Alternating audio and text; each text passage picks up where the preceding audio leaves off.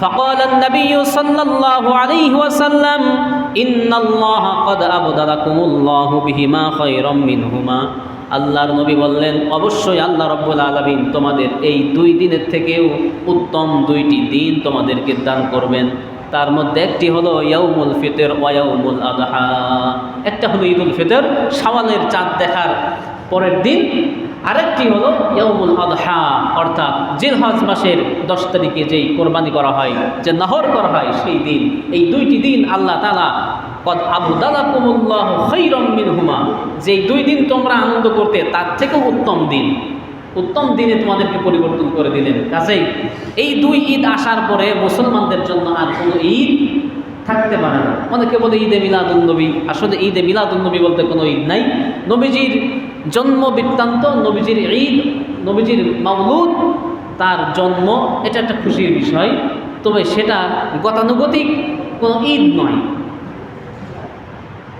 তো এই জন্য মুসলমানদের আনন্দ উল্লাসের জন্য আল্লাহ সুবহানাহু ওয়া তাআলা 2টি দিন দিয়েছেন। সেটি হলো একটা ঈদুল ফিতর, যেটা আগামীকাল আমাদের দেশে সংগঠিত হবে, আমাদের ভারতীয় উপমহাদেশে। অথচ ইতিমধ্যেই গতকালকেও আমাদের দেশে অনেক জায়গায় এই চাঁদপুরে ওখানে নাকি ঈদ হয়ে গেছে। দেখলাম এক ইমাম সাহেব নামাজ পড়াচ্ছেন মাত্র 7 জন মুসল্লি নিয়ে। ঈদ তাদের করা শেষ। আসলে এর কোনো ভিত্তি নাই। এটা হলো ব্রেন ওয়াশ করে, এমনভাবে তাদের ব্রেনকে শয়তান ওয়াশ করে যে এরা ভালো মন্দ আর কিছু বুঝতে পারে না, রাত দিন বুঝতে পারে না। পৃথিবীর কোথাও ঈদ হয় নাই, আমাদের বাংলাদেশের চাঁদপুরে ঈদ হয়ে গেছে, মুসল্লিও 7 জন। তো এটা কোনো ঈদ নয়। ঈদ হতে হলে চাঁদ যেমন দেখা লাগে, রাষ্ট্রপ্রধান, সরকার প্রধান ঘোষণা দিবে, সরকারিভাবে ঘোষণা হবে, একটা এলাকার বা একটা দেশের সকল জনগণ একসঙ্গে ঈদ পালন করবে। এটা হচ্ছে ঈদের বিভিন্ন শর্ত শারায়েত রয়েছে। তো এটা হলো ঈদের ইতিহাস, যে নবীজি সাল্লাল্লাহু আলাইহি ওয়াসাল্লাম মক্কা থেকে মদিনায় আসলেন, মদিনাবাসীদেরকে ঈদ পালন করতে দেখলেন, তিনি জিজ্ঞাসা করলেন, তারা বললেন এটা জাহেলি যুগের রেওয়াজ। নবীজি বললেন চলবে না জাহেলি যুগের রেওয়াজ, এখন ইসলাম এসেছে। যা আল হাক্কু ওয়া যাহাকাল বাতিল ইন্নাল বাতিলা কানা যাহুকা, এসেছে সত্য, দূর হয়েছে মিথ্যা, আর অবশ্যই মিথ্যা এগুলি দুর্বৃত হওয়ারই জিনিস, মিথ্যা কখনো সুপ্রতিষ্ঠিত হতে পারবে না। কাজেই যখন এই ঈদ আল্লাহ তাআলা দিলেন, ইয়াউমুল ফিতর এবং ইয়াউমুল আদহা দিলেন, পূর্বের সকল আনন্দ উল্লাসের দিন সব খালাস হয়ে গেল। এই পহেলা বৈশাখ কিসের কোন বৈশাখ, কিসের কোন দিবস? কোনো দিবসে মুসলমানেরা ধর্মীয় রীতি মেনে অথবা ধর্মীয় বিশ্বাস থেকে তারা আনন্দ উল্লাস করতে পারে না। আর দেশীয় রেওয়াজ হিসাবে যতটুকুন করলে পরে সামাজিকতা রক্ষা হয় এবং ধর্মের উপরে কোনো চুনকালি না লাগে, ততটুকুন আপনি করতে পারেন। আল্লাহ তাআলা আমাদেরকে বোঝার তৌফিক দান করুন, আমিন। এই ঈদ আমরা করব চাঁদ দেখে। রোজা যেমন আমরা চাঁদ দেখে, রোজা যখন পশ্চিম আকাশে আমরা দেখতে পেরেছি তখন আমরা রোজা করেছি, সেহরি খেয়েছি, ঠিক অনুরূপভাবে নিয়ম হলো, সুন্নাহ হলো, হাদিসের নির্দেশনা হলো, যখন আবার চাঁদ দেখতে পাবো তখন আমরা রোজাকে ভঙ্গ করব, অর্থাৎ শাওয়াল মাসের চাঁদ যখন উদিত হবে আমরা এরপরের দিন ঈদ অংশগ্রহণ করব। আল্লাহর নবী সাল্লাল্লাহু আলাইহি ওয়াসাল্লাম হাদিসের মধ্যে বলছেন, عن أبي هريرة رضي الله تعالى عنه قال يقول قال النبي صلى الله عليه وسلم صوموا لرؤيته وأفطروا لرؤيته فإن غمي عليكم আল্লাহর নবী বলেন فإن غمي عليكم فأكملوا عدة شعبان 30। আরবি মাস হলো 29 দিন অথবা 30 দিন হয়। আগে একদিন বলছে যে ঈদ কি শুক্রবার হবে, শুক্রবারে না হলে শনিবারে না হলে রবিবারে, যে কোনো একদিন তো হবে। মানে ওনার হিসাব যে 29, 30 অথবা 31, এই 3-এর মধ্যে যে কোনো একদিন হবে। তা আসলে আরবি মাস কি 31 হয়? আরবি মাস 31 হয় না, বাংলা ইংরেজি অন্যগুলো হয়, আরবি মাস হয় না। আরবি মাসের নিয়ম হলো এটা 29 হবে অথবা 30 দিনে হবে, 31-এর জীবনেও যাবে না, 28 দিনেও হবে না। নবীজি আবু হুরায়রা রাদিয়াল্লাহু তাআলা আনহু বলছেন যে সুমু লিরুইয়াতিহি, আল্লাহর নবী সাল্লাল্লাহু আলাইহি সাল্লাম এটা বলেছেন যে তোমরা যখন রোজা করবে লিরুইয়াতিহি, তখন তোমরা আকাশের চাঁদ দেখে রোজা করবে। শুধু তারিখ হয়ে গেছে, আর রোজা শুরু করলো ইংরেজি তারিখ দেখে অথবা অন্য ক্যালেন্ডার দেখে, এটা হবে না। চাঁদ দেখতে হবে। আর আমি আপনি যদি চাঁদ নাও দেখতে পারি, রাষ্ট্রীয় টেলিভিশনে, রাষ্ট্রীয় খবর মাধ্যমে, রাষ্ট্রীয় যোগাযোগ মাধ্যমে এটা সরকার প্রধান ঘোষণা দিবে। বিভিন্ন কমিটি আছে, চাঁদ দেখার কমিটি আছে, হেলাল কমিটি বলা হয় তাদেরকে। এই কমিটি যখন ঘোষণা দিবে যে হ্যাঁ চাঁদ দেখা গেছে, সাক্ষী থাকবে, তখন এই ঈদ রোজা আমরা পালন করব। তো সুমু লিরুইয়াতিহি ও আফতারু লিরুইয়াতিহি, আর যখন তোমরা রোজাকে ভঙ্গ করবে, অর্থাৎ যখন ঈদ আসবে সেটাকেও তোমরা চাঁদ দেখেই করো। আমরা তো চেয়ে থাকি সৌদি আরবের দিকে, চাঁদের দিকে চেয়ে থাকি না। সৌদি আজকে ঈদ মানে আমাদের কালকে কনফার্ম, কিন্তু আসল নিয়ম কিন্তু এটা না। হ্যাঁ, এটা এখন আমাদের হয়ে গেছে, তাই এটা যেহেতু ভৌগোলিক দিক থেকে এমনভাবে আল্লাহ তাআলা ফিটিং করে দিয়েছেন যে ওদের ঈদ মানে পরের দিন আমাদের ঈদ, এর কোনো মানে নেই। তো আসল সুন্নাহ হলো চাঁদ দেখা। চাঁদ দেখা কিন্তু একটি ইবাদত ভাই। চাঁদ দেখা, আমরা তো চাঁদ দেখি না। সৌদি হয়ে গেছে মানে কি চাঁদও দেখা হয়ে গেছে, আর চাঁদের খোঁজও নিই না।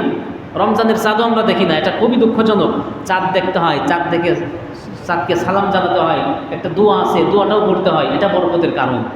এই জন্য আজকে হলো চাঁদ দেখা যাবে, চাঁদ দেখা যাবে। এই চাঁদ দেখার জন্য অংশগ্রহণ করবেন। আমরা ছোটোবেলায় পেয়েছি, আমরা একসাথে এরকম 50, 100, 70, 80 জন দেখতাম, চাঁদ দেখতাম, হই হুল্লোড় করতাম, সালাম দিতাম চাঁদ মামাকে। এখনকার বাচ্চারা কিন্তু এগুলো করে না। করে? বাচ্চারা শিখবে কোথা থেকে? আমাকে আপনাকে দেখে শিখবে। আপনি বলবেন আপনার ছেলেকে, আপনার নাতিকে যে দাও চাঁদ দেখো, ফাঁকা মাঠে যাও, ছাদের উপরে যাও, অমুক রাস্তার কিনারায় যাও, চাঁদ দেখে আসো। এটা তাদেরকে বলতে হয়, অথচ আমরা অন্য কাজে বলি, এই ভালো কাজে বলি না। চাঁদ দেখাটাও ইবাদত।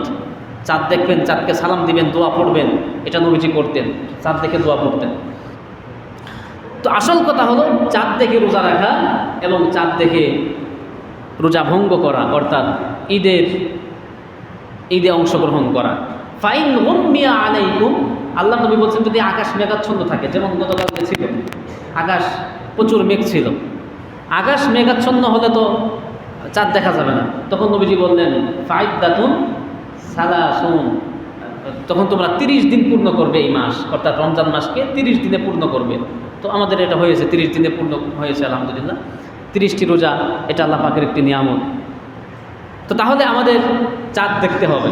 চাঁদ দেখার এই প্রবণতা আমাদের মধ্যে আবার ফিরিয়ে আনতে হবে, সেই ইতিহাস ঐতিহ্যকে আমাদের মধ্যে ধারণ করতে হবে। বাচ্চাদেরকে বলবেন, ছোট ছেলে মেয়েদেরকে পাঠাই দিবেন ফাঁকা মাঠে অথবা ছাদের উপরে, যে যাও চাঁদ দেখার চেষ্টা করো। এটা করতে হয়। এরপরে আসুন, ঈদের চাঁদ দেখে আমরা কি দোয়া পড়ব? আল্লাহ নবী সাল্লাল্লাহু আলাইহি ওয়াসাল্লাম, আসলে মুসলমানদের এমন কোনো কাজ নাই যেই কাজ তার জন্য ইবাদত নয়। সে যদি সুন্নাহ ভিত্তিক আমল মানে কাজ করে, সকালে ঘুম থেকে ওঠার পর থেকে নিয়ে রাতে আবার বিছানায় যাওয়ার আগ পর্যন্ত যতগুলি কাজ করবে সব কাজে তার সওয়াব আছে। সব কাজ আল্লাহ নবীর দেখানো কাজ, পদ্ধতি রয়েছে, সুন্নাত রয়েছে। তো চাঁদ দেখবেন, চাঁদ দেখে কি বলবেন? দেখুন নবীজি কি বলতেন। আন তালহা ইবনে উবাইদুল্লাহ, ইনি একজন বিশিষ্ট সাহাবী, আল্লাহ নবীর সাহাবী। তিনি বলছেন যে কানা ইযা রাআল হিলাল, যখন নবীজি সাল্লাল্লাহু আলাইহি ওয়াসাল্লাম হেলাল দেখতেন, হেলাল মানে নতুন চাঁদ, যখন নতুন হয় তখন এই চাঁদের নাম হলো হেলাল। যখন নবীজি হেলাল চাঁদ দেখতেন তখন বলতেন আল্লাহুম্মা আহিল্লাহু আলাইনা, হে আল্লাহ আপনি এই চাঁদকে আমাদের জন্য মঙ্গলময় করুন। এই চাঁদকে বিল ইয়ামনি ওয়াল ঈমান, বিল ইয়ুমনি ওয়াল ঈমান, এই চাঁদ আমাদের জন্য মঙ্গলময় করুন, তাকে আমাদের জন্য শান্তিময় করুন। অর্থাৎ এই যে চাঁদ উদিত হয়েছে, এই 1 মাস চাঁদ থাকবে, আমরা যেন এই চাঁদ যেমন শান্তিতে ওঠে, শান্তিতে আবার অস্ত যায়, আস্তে আস্তে ধীরে ধীরে পূর্ণ হয়, ছোট হয়, বড় হয়, এর কোনো মারামারি নাই, ধরাধরি নাই। এভাবে চাঁদের মতো আমাদেরকে আপনি শান্তিময় করে দিন।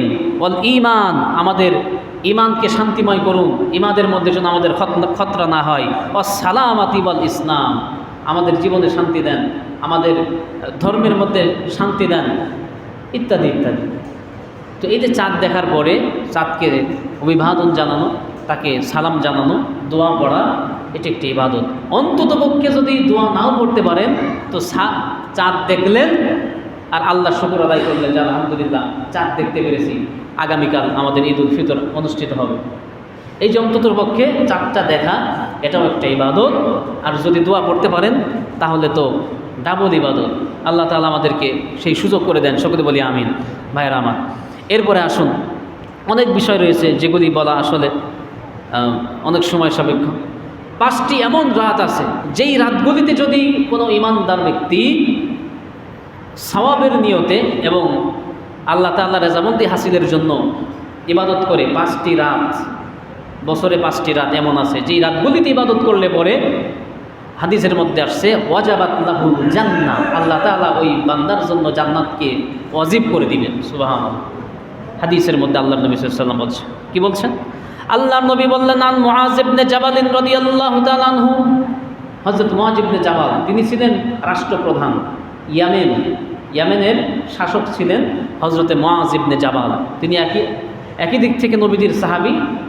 কিছুদিন পরে তাকে গভর্নর করে পাঠানো হলো ইয়ামেনে। তো তিনি বলছেন যে আল্লাহর নবী সাল্লাল্লাহু আলাইহি সাল্লাম বলছেন, মান আহইয়াল লায়ালিল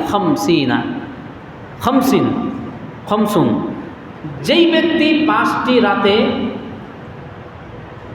ঘুম কামাই করে ইবাদত বন্দেগী করবে আল্লাহর সন্তুষ্টির জন্য, ওয়াজাবাত লাহুল জান্নাহ, তার জন্য আল্লাহ তাআলা জান্নাতকে ওয়াজিব করে দিবেন, অবধারিত করে দিবেন। সুবহানাল্লাহ।